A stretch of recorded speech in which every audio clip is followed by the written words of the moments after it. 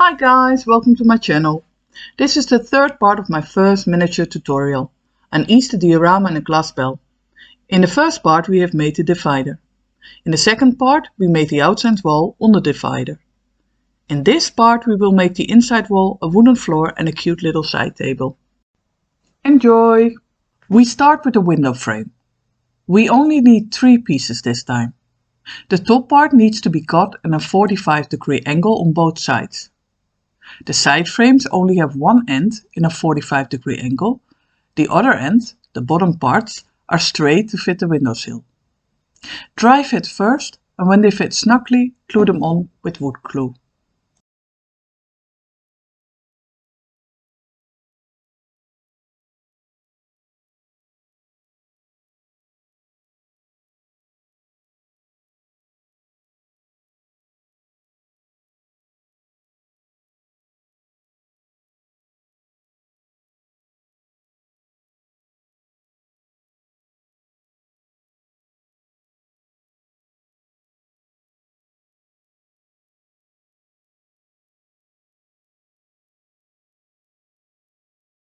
For the half round window we use the arc frame we already made in the second part of the tutorial.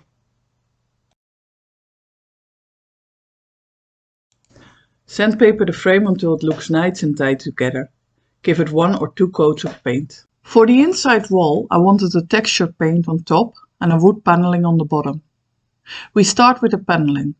We need 2 lengths of panels, shorter for under the window and longer for the rest. Usually the paneling is around 1/3 of the wall. Our wall cut short due to the glass bell, so the paneling is taking up half of the wall in this case. Glue the panels to the wall. Unfortunately, I forgot to video the gluing of the paneling, but it's pretty straightforward and the technique is a lot like the flooring we're doing later.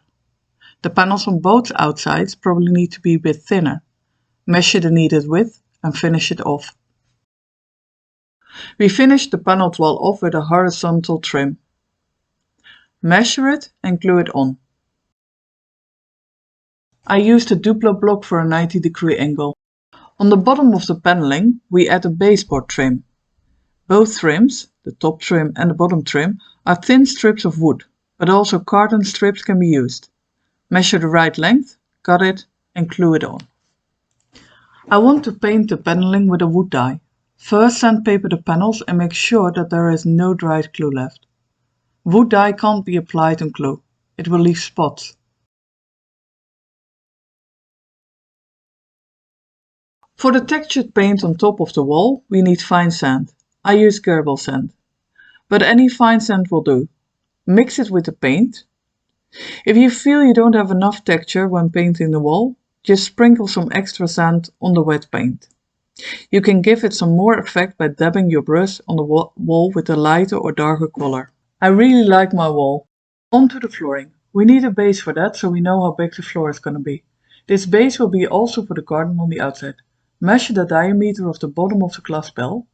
Draw a circle with that same diameter with a drawing compass. Draw 2 lines in the middle with the same thickness of the wall. Put the wall in between those lines and draw a line along the steps and the stone outside wall and along the baseboard of the inside wall. This way you know how much space you have left for the floor and for the garden. To stick the carton circle temporarily to the bottom of the wall, I use double-sided sticky paper. When done, check if the circle fits in the glass bell and the wall is precisely in the middle. Otherwise your wall won't fit in the glass bell anymore. If everything is perfect, glue the carton circle to the bottom of the wall. It's cutting time again. I used coffee stirrers for the floor and I measured the needed lengths and a bit extra on a half circle. Place the pieces in the right order. That way it's easier to glue the floorboards in the right order.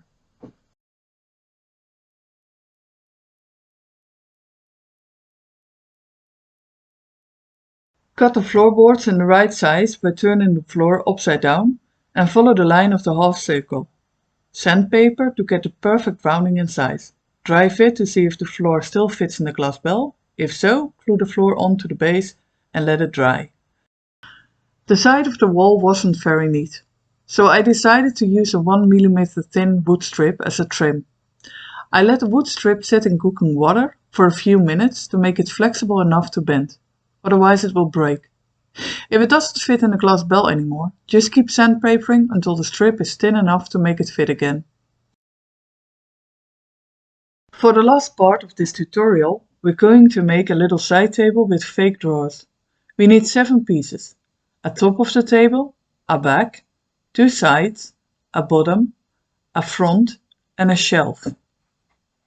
We also need 4 table legs. Draw on the front piece 2 rectangles, that's where the fake drawers will go on. Put glue on the sides of the front piece and paste to each side a leg. Use a Duplo block to get it all straight and let it dry. Glue on the sides need to be smaller in order to leave space for the legs. Again, use a Duplo block for 90-degree angles. Fit in the bottom piece and let it dry. Meanwhile, glue the other 2 legs to the sides of the back. Let it dry as well.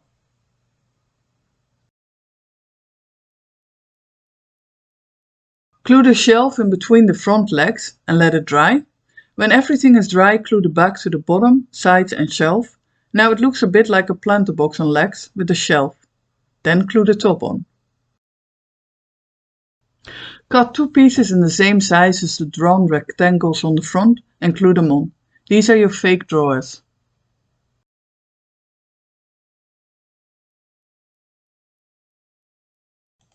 Give it 1 or 2 thin coats of paint.